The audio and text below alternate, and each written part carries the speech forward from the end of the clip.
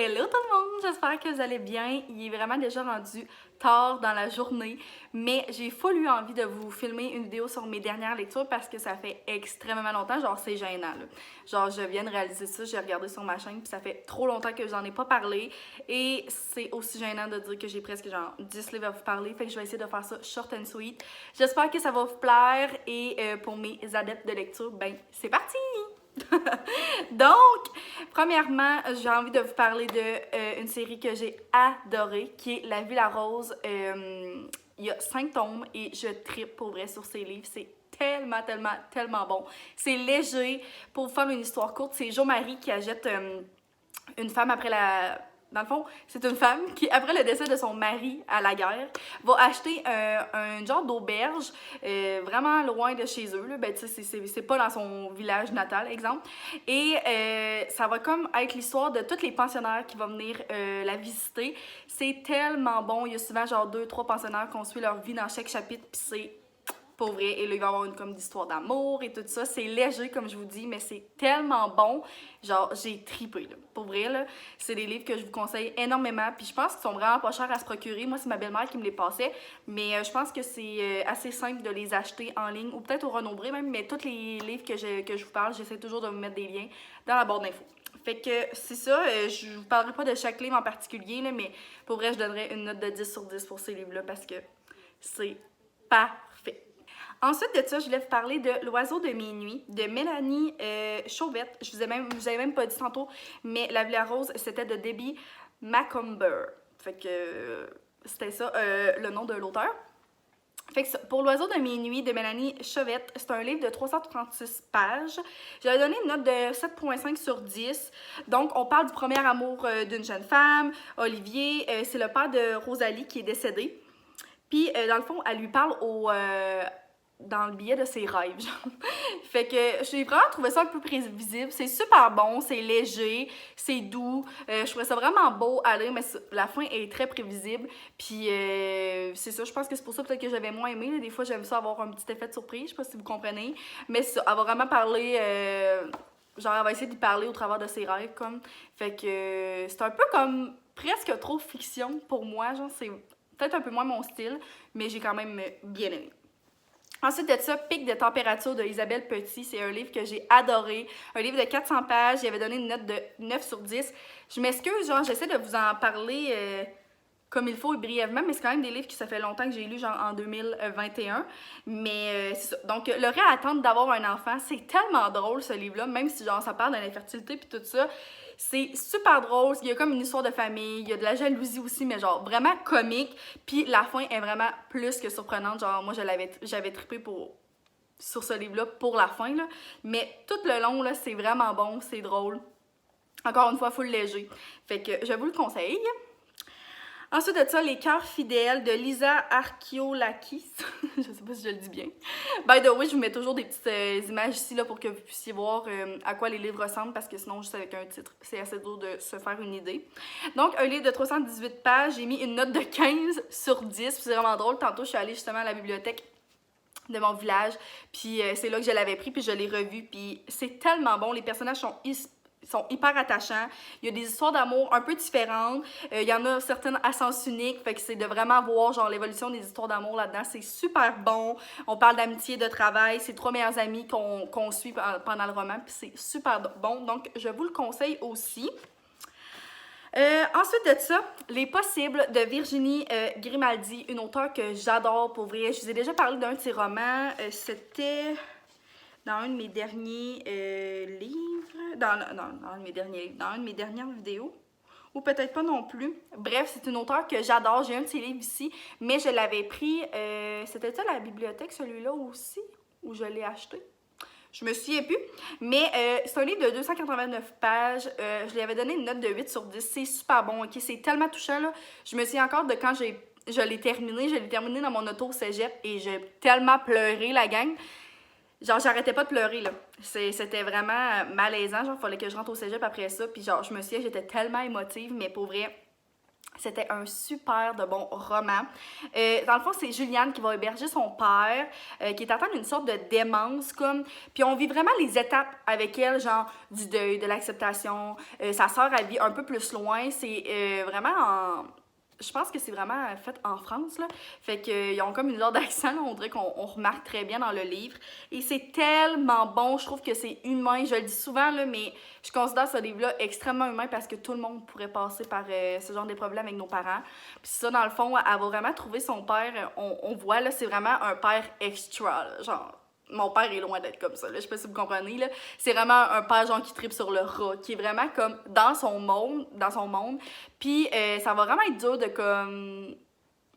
Comment je pourrais dire? Au début, on sait pas trop si on l'aime ou si on l'aime pas parce qu'il est vraiment intense, puis genre, il est vraiment rocambolesque, là, si on pourrait dire. Fait qu'il ajoute, genre, vraiment une lourde tâche dans la vie de Juliane. Puis déjà que Juliane, elle a un gars qui est. Si je me souviens bien, il est pas autiste, mais en tout cas, il y a vraiment un petit quelque chose, là, puis tout au long du livre aussi, on la voit dans son quotidien avec son garçon qui a certaines difficultés. Fait que c'est super bon, puis c'est ça, finalement, on réalise que, qu'il y a quelque chose, mais c'est, pour vrai, là, c'est vraiment triste, mais dans un sens, c'est beau. J'ai adoré ce livre-là, pour vrai, là, je vous le conseille vraiment. Puis Virginie Grimaldi, je trouve tellement qu'elle a une plume, genre, parfaite, là. Genre, c'est des petits chapitres, c'est direct, c'est franc, mais en tout cas, je l'adore pour elle. Fait que je vous conseille absolument ce livre. C'est 10 sur 10. Même j'avais dit 8 sur 10. 10 sur 10. Ensuite de ça, c'est mes livres rendus en 2022. Donc, j'en ai lu quand même 4 à peu près là, depuis le début de 2022. Donc, j'ai lu Un hiver sous le signe de l'amour de Nora Roberts. Et moi, c'est un livre que j'ai ici, je vous le montrerai pas, mais dans le fond, il y a 2 histoires dans le roman. Et la première histoire, j'ai dit que c'était 7 sur 10. C'est vraiment court comme histoire, là. Je sais même pas si c'est 200 pages. C'est très prévisible. C'est une histoire d'amour, il y a une belle fin. On suit comme le quotidien, comment je pourrais vous expliquer? C'est juste vraiment 2 personnes qui vont se rencontrer, mais qui se sont déjà connues auparavant, le genre de premier amour, puis tout ça. T'sais, vous voyez un peu le genre. J'ai vraiment pas trippé pour vrai, puis c'est pour ça que j'ai même pas lu la 2e histoire du livre. Genre, je me sens un petit peu mal, mais peut-être que je vais le lire comme l'hiver prochain. Mais c'est ça, là, c'est vraiment pendant le temps des fêtes, puis tout ça. Fait que j'ai trouvé ça léger, c'était bon, mais vraiment pas le genre de livre que je relirais, je sais pas si ça se dit, dans le futur. Ensuite de ça, Les Vertiges du cœur de Nathalie Roy. Je pense que j'en ai peut-être parlé il y a pas si longtemps que ça dans mes vlogs. Je l'ai vraiment aimé, pour vraiment. C'est un livre de 327 pages. J'avais donné une note de 8,5 sur 10. C'est un couple qui a une très grande écart d'âge. Donc, la personnage principale est plus vieille et elle rencontre un homme un peu plus jeune. Ça fait quelques années qu'ils sont ensemble, mais je pense que j'ai vu tantôt qu'il y avait un livre avant ça. Puis je pense que c'était Les Turbulences du cœur. Puis dans le fond, moi, je l'ai pas lu. Fait que là, c'est ça tantôt que j'ai réalisé. Mais bref. Dans le fond, lui, il est avocat, puis elle aussi, elle va étudier pour être avocate. Fait qu'elle est vraiment plus vieille, elle va commencer dans le milieu, puis tout ça. Lui, il est bien établi. Fait que c'est ça. Mais elle décide d'aller travailler à Sherbrooke au lieu d'aller travailler dans le cabinet, je pense, à son chum.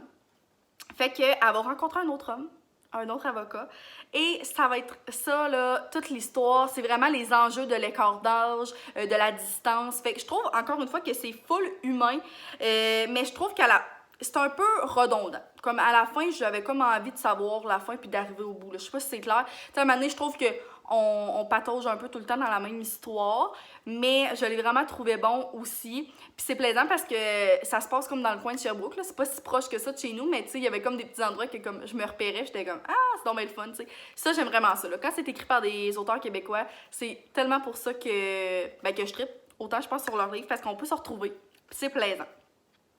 Fait que je vous le conseille aussi, c'est super bon. Ensuite de ça, vraiment pas mon type de livre habituellement, mais Une maison organisée, oui, je le veux, de Daniel Cargan. Je l'ai vraiment aimé, c'est un livre de 199 pages. j'ai donné une note de 7,5 sur 10, mais c'est juste parce que c'est vraiment pas le genre de livre. Moi, je suis vraiment genre histoire d'amour. Tu sais, j'ai envie de me plonger dans une bonne histoire, genre, pis qu'il y ait du suspense pis tout. Là, c'est vraiment comme un livre que tu lis, puis c'est comme vraiment du divertissement, je pourrais dire. Mais c'est un très bon livre sur le désencombrement. Elle donne beaucoup de trucs sur l'organisation. Il y a un peu d'images dans le livre aussi. Mais qu'est-ce que j'ai vraiment aimé, c'est le fait que c'est vraiment comme l'auteur, elle compte un peu l'histoire avec une de ses clientes. Je sais pas si c'est clair. Tu sais, on voit vraiment des conversations qu'elle a avec elle pour l'aider à désencombrer. Elle va vraiment dans son appartement puis elle désencombre tout au complet son appart. Mais on voit des discussions qu'elle a avec elle. Fait que c'est plaisant. Je trouve que c'est différent de juste comme elle qui nous donne des trucs. Tu sais, on dirait qu'on se met vraiment dans la peau du personnage, je pourrais dire. Fait que je trouve que ça donne encore plus des bons trucs. Et c'est ça. Je pense que encore là, c'est pas tant mon genre de livre que je lirais au quotidien, mais je l'aime beaucoup. Tu sais, je l'ai quand même bien aimé, puis j'ai trouvé ça bien intéressant. Puis je m'étais écrit que c'était encore là un peu redondant. Tu sais, à un moment donné, je comprends que genre, pour faire de la place, on peut mettre des trucs dans des boîtes, puis d'identifier les boîtes, puis genre, de passer un objet un par un. Tu sais, je pense que ça, j'ai compris l'essentiel. Fait que c'est pour ça que oui, je l'ai aimé, mais juste assez.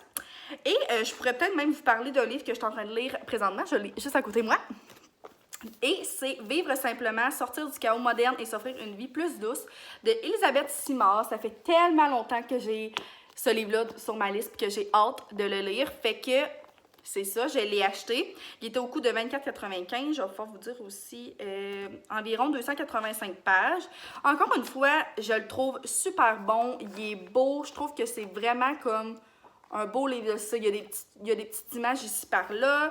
Mais encore là, je le lis pas comme dans mon quotidien parce que j'ai envie d'histoire, comme j'ai envie de comme me plonger dans une belle histoire d'amour, dans une histoire d'amitié puis tout ça, vraiment dans un roman.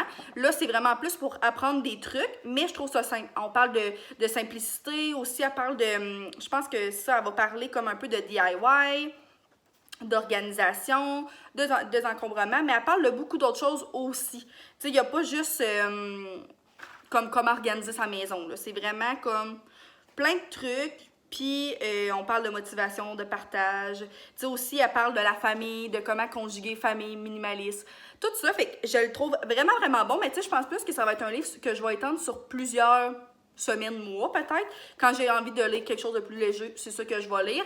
Mais c'est ça.